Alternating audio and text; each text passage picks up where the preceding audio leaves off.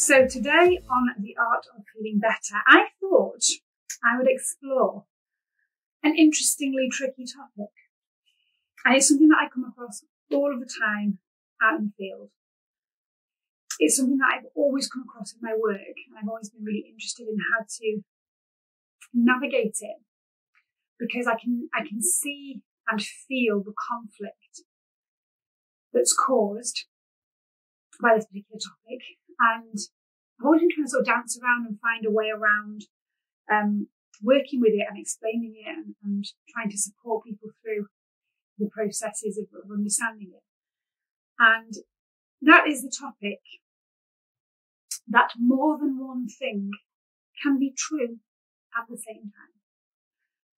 And I think it's the biggest thing as a species and a society that we have to kind of try and wrap our heads around, because everything for me that I work with in terms of supporting people through difficulties is around safety-seeking behaviours, trauma responses. Again, trauma with a big T or trauma with a little t. It's responses that are innately built in to protect us from something and to help us to seek safety. And a lot of that is psychological and emotional safety. And it's what drives people to have to be right. Their perspective on a given subject or given topic or given experience has to be right because it's their experience. And if somebody else disagrees with that perspective, viewpoint, experience, therefore they must be wrong, because it's not okay to be invalidated or for someone to suggest that your experience is incorrect or true or untrue or didn't happen. And there's so much conflict that's caused by that. And I spend my life trying to say to people, we have such unique filters and whole different spectrums. And I piss people off using the word spectrum because of autism spectrum disorder, that we a very specific thing. But we also live on many, many, many different spectrums. We have different spectrums of identity, of creative talent, of the music that we like, of how physically able we are able to do certain activities and not others, of our thought processes, of our creative abilities, of our likes and dislikes. I always think of it as a mixing desk, right, in my head. Visual, what happens for me. We have this mixing desk, massive, huge mixing desk, and they're all set at different levels because we have different levels of different things that are going on in our lives.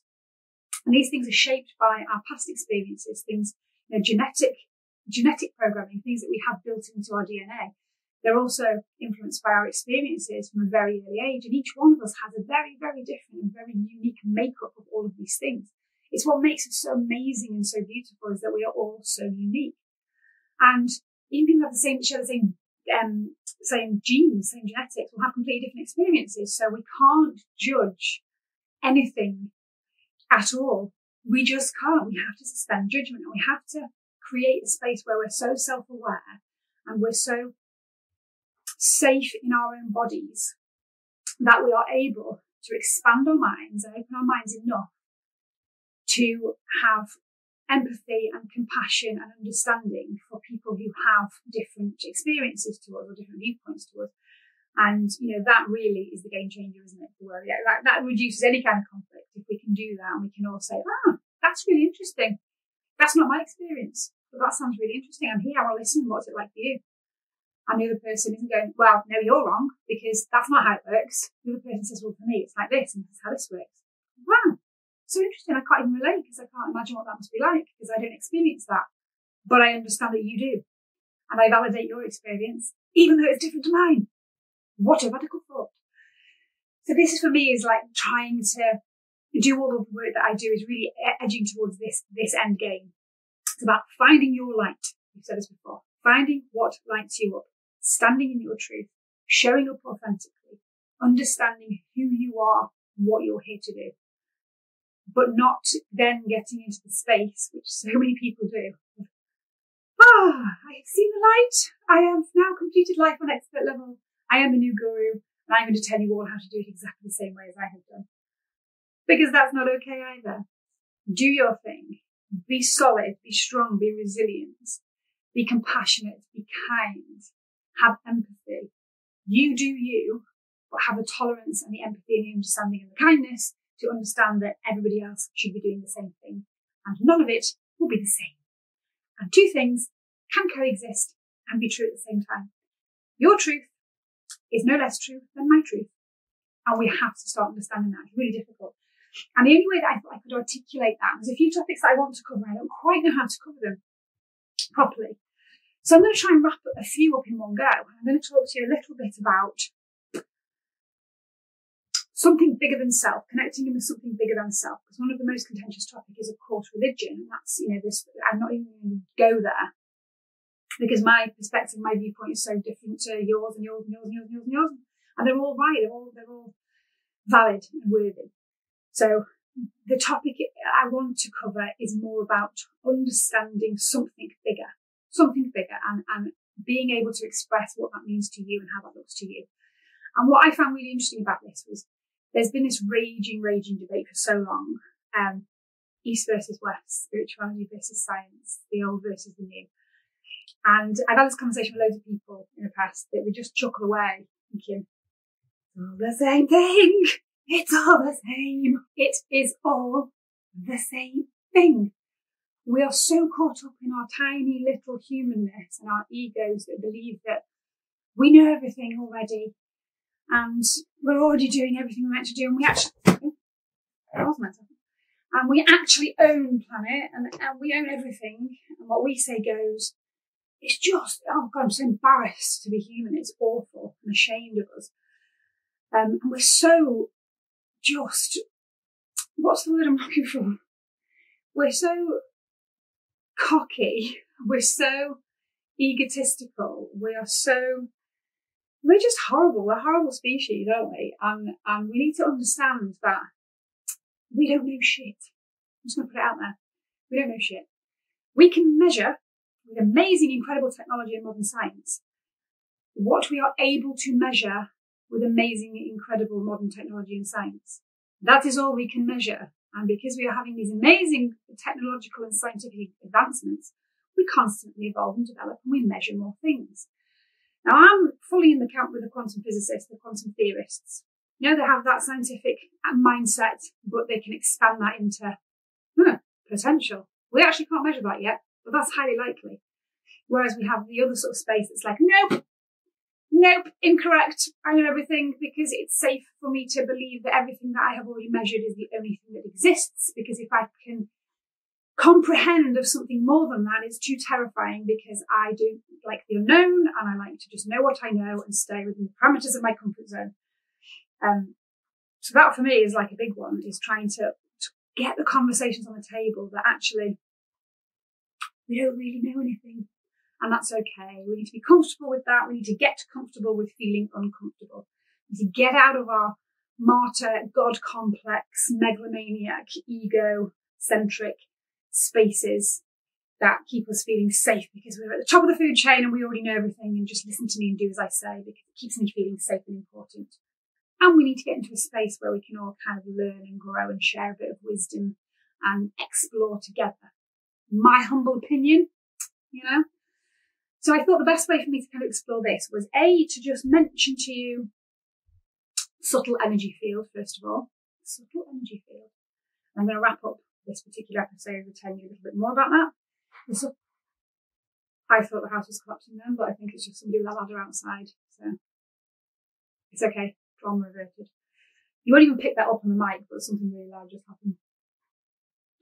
So, going back, well, before I was so rudely interrupted, the subtle energy field, we have to kind of start to all collectively understand that this thing exists, and it's breaking down the language and the assumptions and the viewpoint of the whole woo-woo past kind of framing of anything that is not grounded in traditional Western science and medicine. Has to be completely ridiculous, and it's full of the new age hippie, tree hugger, unicorn stroker brigade. They don't know what they're talking about. We've got to dispel that myth. We really have to. I know it's difficult because it's what we've been programmed to do, but we cannot deny the existence of a subtle energy field that surrounds everything. It is there. The scientists agree that it is there. We know it is there. We have these fiber optic cables that run energy. We don't animate by magic. or isn't magic. So we have to agree that is there, and we have to understand that we have an element of control over that if we're taught about it properly, which for some reason we are not taught about this. Why are we not taught about this? I will leave that to you to decide. That's what some of us are here to do, to teach everybody about this and to try and pop the lid off that kind of thought process and get people to just dig a bit deeper and just challenge their own assumptions, challenge their own perceptions, challenge what you've been taught previously. Just open your mind and have a little think about something different and use your discernment. And if something feels wrong, it's wrong for you. If something feels right, it's right for you. But don't shut yourself down. Don't buy into all the bollocks that you've been told and just assume that it's accurate truth. We have to explore what truth means to us and understand that our truth might be different to somebody else's. That's okay. So what I thought I would do to help along the process, and I'm going to talk very, very shortly at the end. I'm just going to do that again, get a bit more comfortable. It's like Jack and Ori. I'm not even joking. It is literally Jack and Ori today. I'll show you why in a minute. Just need to get. Are you sitting comfortably? Then I'll begin. So this is what I thought I would do for this one. I thought it would help if I show you some of my book collection. So Jane's library. I thought the best way for me to illustrate this concept is to show you some of the books in my library. Now, my whole family, we are avid readers, and I'm really proud of the kids for being complete bookworms because knowledge is power, right? You know that knowledge is power. And the more you can consume and the more you can read, and the fact that, you know, in the past libraries have been burned and books have been burned tells me all I need to know about some of the powers that be not wanting information to be circulated unless it's directly from them. That should worry the life out of you, if nothing else does. Knowledge should be spread and people should then be able to form their own decisions and discern what is right and what is true for them. So I want to do my little version of that today, and I wanted to talk to you about the books that I've got because I wanted to speak about holistic balance. My whole thing is about holistic balance and about balancing all of these things and not just going, well, I have to sit there because that's a box that I'm expected to go in. And I can't be all these things, so I'm just going to pick one and that's my viewpoint. You don't have to do that. You can have a really eclectic mix of thoughts and feelings and knowledge and viewpoints, and you can shift from one to the other. And if something works for you for a while, cool. And then if that changes, that's also cool. You don't need to be stuck in one space. You can explore and you can, you know, your life changes, your viewpoints change, your experiences change. So just allow for that space to happen and never stop learning and just keep exploring.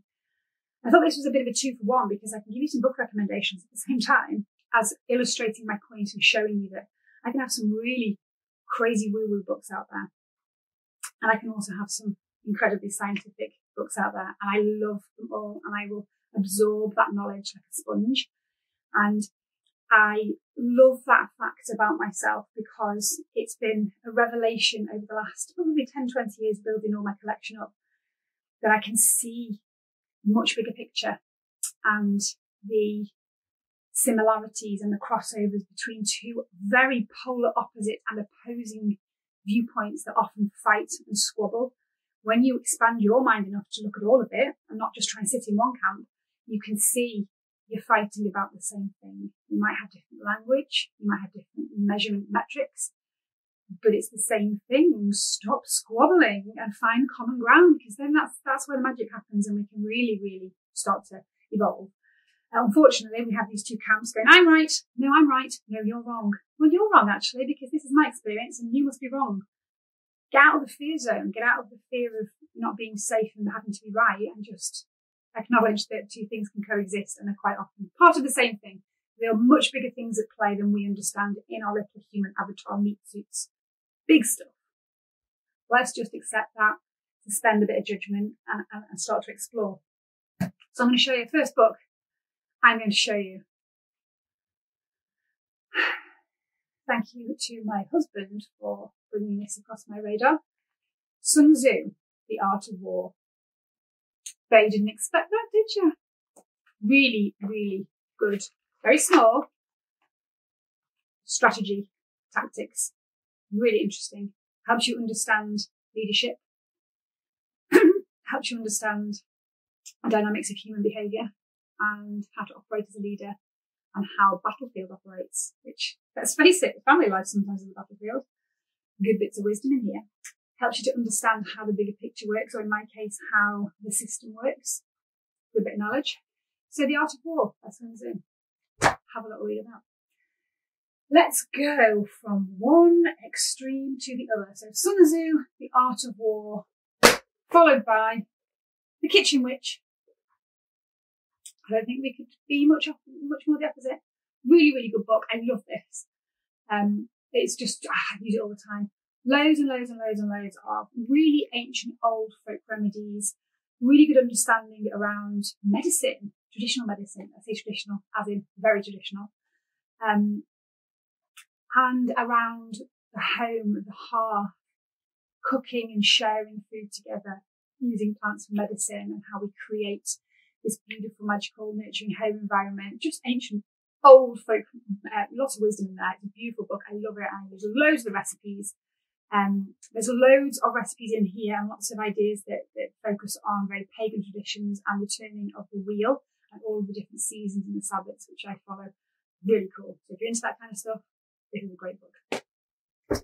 Then what do we have next? We have my current favourite, Chillpreneur. Incredible book. So if you are out there, Denise Field Thomas, thank you for gifting this to the world, especially to us women. It's amazing. If you're a woman in business, you need this, 100%. And thank you as well to Nick Flagstaff for recommending this book. I've read it 3 times now, and I'm about to read it again. Really, really good book. Then, How to Lift Depression Fast. Human Givens Institute, really, really great. Just really great guys, really brilliant training. I've done a lot of their training, lots of work around emotional intelligence, around the 9 emotional human needs. Really incredible psychotherapy tools in here, and really good techniques and tools to support people in how to shift out of a really bad space in quite easy, simple terms. So that's a really good one. They've got a load of learning materials and literature that I would highly recommend. So have a look at the Human Givens Institute website and you will see. Then we have, let's see, what do I want to look at next? Dialectical Behaviour Therapy Workbook. DBT. Got loads of stuff on CBT and DBT. Really good framework, really good book for tools. So I'm not going to go out there and necessarily start dancing around, encouraging people to hug trees and lick toes, which a lot of people would imagine with me being all unicorn strokery, although I definitely do encourage people to get their shoes off and go and hug trees. I also have very, very good grounding and knowledge and training in some really, really well thought out psychotherapy tools, lots of CBT, lots of DBT. And because I have such a good toolkit, depending on who I'm with and what their frame of reference is and what they respond best to, I have such a toolkit that I can pick things out. I do loads of work with this. There's some great activities and great theory in here as well. So DBT Skill Workbook is really good and really useful. Then,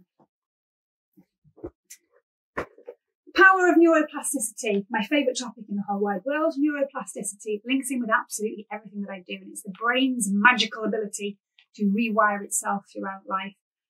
It's only in the last, 20, 30 years that scientists have realised this, because before, scientists that think they know everything, and then we behave that way and we teach from our school curriculums because the scientists say, well, this is definitely what it is. And then a few years later they go, actually guys, we now have the technology to measure this, and we've realised that we were completely wrong before, and now we want you to do this.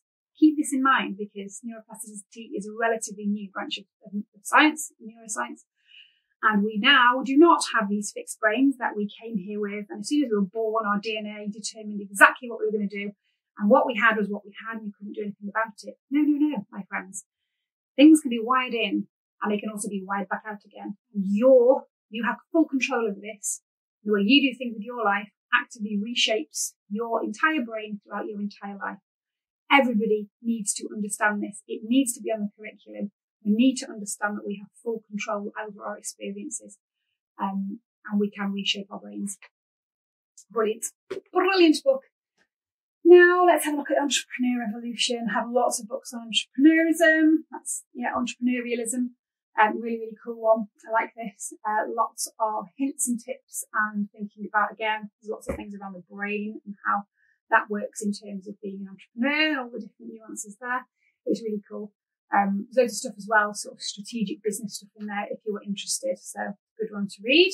My favourite that I've read so many times, I love it so much. It is just an incredible book, Shaman Healer Sage. Just brilliant, absolutely brilliant, especially if you are in the more spiritual side of things. It's really, really good book, really easy to understand. And again, coming from a traditional background, moving into spirituality, the author has a really unique perspective on how you can flip your own mindset and move into a different direction, but still have your kind of your original thought process built into that. Really, really cool. Love it so much. I actually want to read that again, even though I've read it so many times. When the adults change, everything changes. If you're a teacher, a TA, a leader in education, a parent, in fact, if you are any kind of human being, you need to read this, because we need to understand that we, as grown-ups, are the problem. Not even part of the problem. We are the problem. When we change our thinking, our feeling, our behaving, we do our own shit, we work on our own stuff, and we create some changes. Everything changes, the world changes, our children change, and the future generations change. It starts with us. We can't be preaching and telling the kids to do it, because it is us. We are the problem. Read that book. It's great. Then what do we have here? We have Alchemy of Herbs, whole textbook on herbs and plant medicine. Constantly using this with my family, keeping us all fit, healthy, keeping us all in Zen zone. Coughs, colds, all the rest of it. You know, we will do everything we can with our tools and strategies before we look to Western medicine. Obviously, with the highest respect to Western medicine, when it's needed, it's needed. I believe it's thrown out there at every twist and turn because it makes the moolah. It's very good business. We don't need half of this stuff. It needs to be field medicine. When nothing else works, then we need medicine and we need surgery. But there are many, many things that we can look to before we get to that point, particularly preventative medicine. So if you're interested in looking at things like functional medicine, which a lot of medics, a lot of surgeons, a lot of friends of mine who are physicians are starting to move away from that and look at holistic, balanced, functional approaches. Great book. Lovely little resource on everything to do with herbs and plants. Let's look into the Divine Matrix, Greg Braden. In fact, I've missed out the Joe Dispenza ones. I don't know when the collection's gone, but anything by Joe Dispenza is also great. Really, really cool, really brilliant approach. Everything you want to kind of learn about energy and quantum stuff that isn't too jargonistic with the science. Greg Braden's brilliant at translating that, and it will blow your mind, because you'll start to think very differently and you'll start to connect the dots between science and spirituality. So Divine Matrix is a really good book for that. Then we have History of Women in Medicine. Really cool. Talks a lot about us as witches. No green faces, no pointy hats. Just a lot of nasty stories by the powers that be to make healers and medicine women into the villains and the baddies. We're going to have a whole podcast episode on this coming up soon, so keep an eye out for that. But this is a really good book if you want to understand a bit more about how the concept of witchery came around and how medicine women have developed over the centuries. So yeah, that's a really cool one. And then we'll go into looking at quantum physics. I'll book on quantum physics. I've got lots of books on quantum physics, quantum mechanics, nonlinear dynamics. Who would have thought that a makeup artist would all of a sudden be into this kind of high-level science? Not me, but here we are. Absorb it like a sponge. I love it. Then we have, going from one to the other, quantum physics to lost crafts. This is my little Bible of all the lost heritage crafts that we are absolutely losing, this ancient wisdom of how to create and make and build and mend things ourselves with our own hands and with our own natural resources that we find. So I don't want that to be lost. So there's things like making butter from scratch and different kinds of fishing techniques and how to create fabrics from scratch and all this kind of cool stuff. How to lay a hedge. Lost crafts. I don't want to be lost, so I have them in my library. You fancy a bit of DMT? DMT, dimethyltryptamine. No, I am not peddling drugs, and no, we don't need to be looking at the bad side of this.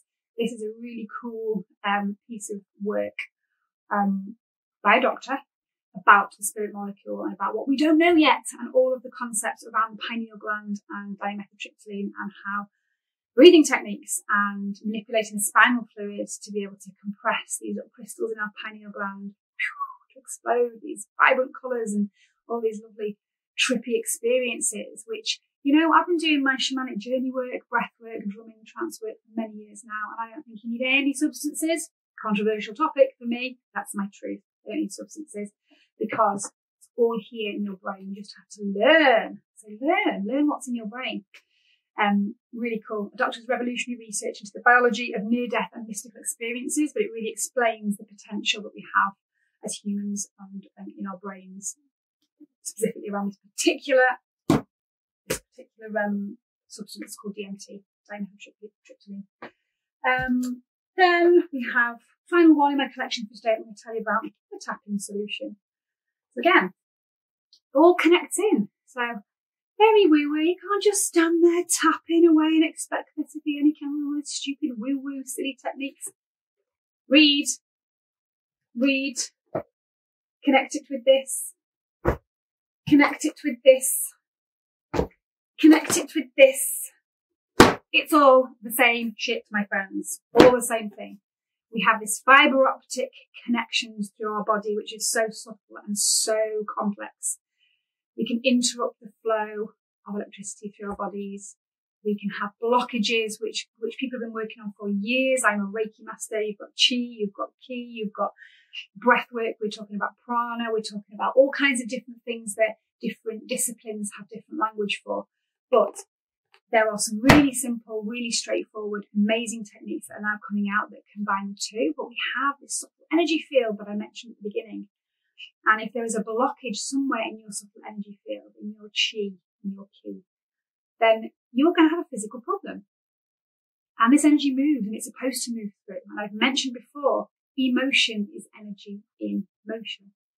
And if we have an experience where our energetic bodies get sluggish or something gets stuck in a certain space, then eventually the physical symptoms will follow on from that.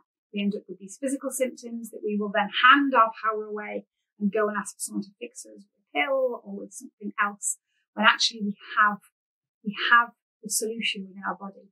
We can self-heal to a great degree, more than we're aware of.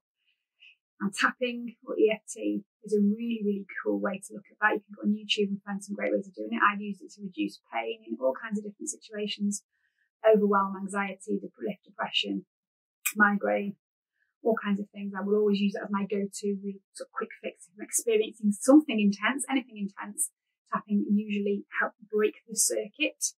And it does break the circuit. There is a multitude of scientific evidence to show just tapping on your head, stupid, tapping on your collarbone releases that, unblocks and helps to reconnect the circuit. Similar to how we use our hands as practitioners to harness, direct and rechannel electrical energy to support people when we do woo-woo hands-on healing. It's all based in science. We just need to open our minds a little bit to explore and understand the connections between, rather than just writing things off at the very beginning.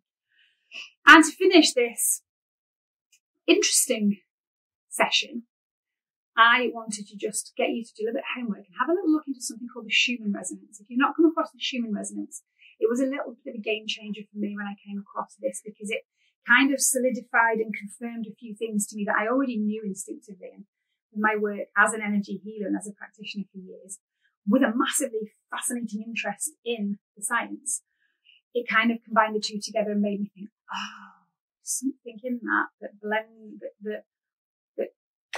blends these two together for me.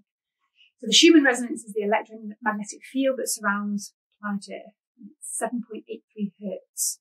And if you think of the Earth as our little ball there, it will go up, out, round and back in, like a donut. It's called torus field. Its energy is a constant recyclable battery. It just renews. And this kind of goes towards explaining how we are all connected, because this is the Earth's heartbeat. 7.83 hertz also happens to be the exact frequency of our electromagnetic field. There can't be coincidence there. We have to be connected. Everything has to be connected by energy. Matter is just collapsed energy. There's so much research you can do into that. It will blow your mind, but it's a really, really worthwhile topic to explore. And if you have a look at the Schumann resonance, there's certain times, that things have happened on the planet and there's been a massive spike scientifically plotted and seen happening with the Schumann resonance. When something happens and we collectively have a response to that, it affects the Schumann resonance of the planet. So you have to kind of start to think about this a little bit differently. And if that is a thing and a scientifically provable thing, then if we each as individuals have the potential to understand and work with and manipulate's the wrong word, but and work with and use our own little toroidal field, our own little electromagnetic current, and we have the ability to harness, direct and release our energy in a certain way. Once we get a grip of that and we get to understand that and work with it properly, we're not relying on the odd person, the odd practitioner, to constantly try and just fix this, let's just reboot this. You'll be able to do it yourself. You'll be able to understand and work with it on a daily basis. Your life will change, your health will change, your attitude will change. It really is a big thing that we should all be looking at, and we should all be learning from a very early age, in my opinion. If you want to delve deeper down that rabbit hole, there's a lot of work. In fact, my favourite book, and I've lent it out again, Celestine Prophecy. If you haven't read it, it's an epic adventure. So it's a story, but there's a lot of wisdom, a lot of information in there that will help you along your journey to understanding some of this stuff. And there's a lot of work in there around how we accidentally manipulate energy because we don't know what else to do unless you understand how this works. We tend to go through life playing into control dramas, and you'll see it everywhere because we desperately need to rebalance our own energy. And we'll either take it by being aggressive, we will take it from somebody else because we have to fill our tank up, or we'll be excessively needy and we will be draining people dry in the other way because they will pour their energy into us to make us feel better. So we're in this space where not many of us have this ability to actually rebalance ourselves. And those that do are probably like myself. I have that skill and I have for many, many years, but I still then leak it out because I'm trying to then fix everybody else. Still part of my own control drama, my own trauma drive, but getting closer to balancing with the right way of doing things and my own purpose. Still got a long way to go though. But if everybody can pass it on, pass it on like the touch paper, then you go and like the touch paper, everybody can get a handle of this and gets to experience this and understand it and work with it. Surely that has to make a difference because everybody will be far more in control of their own energy and their own health. It's just difficult when you can't see something. You know, there's a very famous saying, seeing is believing. Well, can you see electricity when it runs through your house? Not really. You turn the light switch off and you know it's going to be there. So try and apply that same principle that, you know, you might be able to see a physical cut on you, or you might be able to see and feel things in the physical, but that's not the only truth that there is. There's much more going on there that we're not yet aware of, and that we probably won't be in our lifetime be able to accurately measure. Doesn't mean it's not there. Doesn't mean it's not happening. Doesn't mean we can't work with it with the limited knowledge that we do have.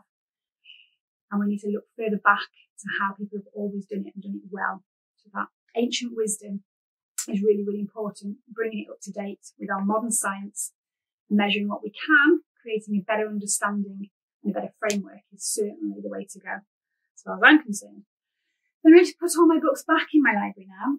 I'm going to select one to read again, and I'm going to look for some new material, new learning to keep my brain firing and activate that neuroplasticity and create some new neural connections, create some new skills, new techniques. Always good to learn something new. And just remember, there is more than one truth.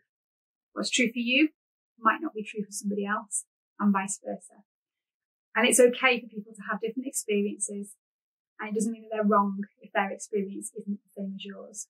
It's all about compassion and just listening and validating and hearing somebody else's story and somebody else's perspective without trying to convince them that it's wrong and that your experience is the right one. With that little nugget of wisdom, I will leave you for this session, and I look forward to seeing you next week for another episode of The Art of Feeling Better. Bye for now.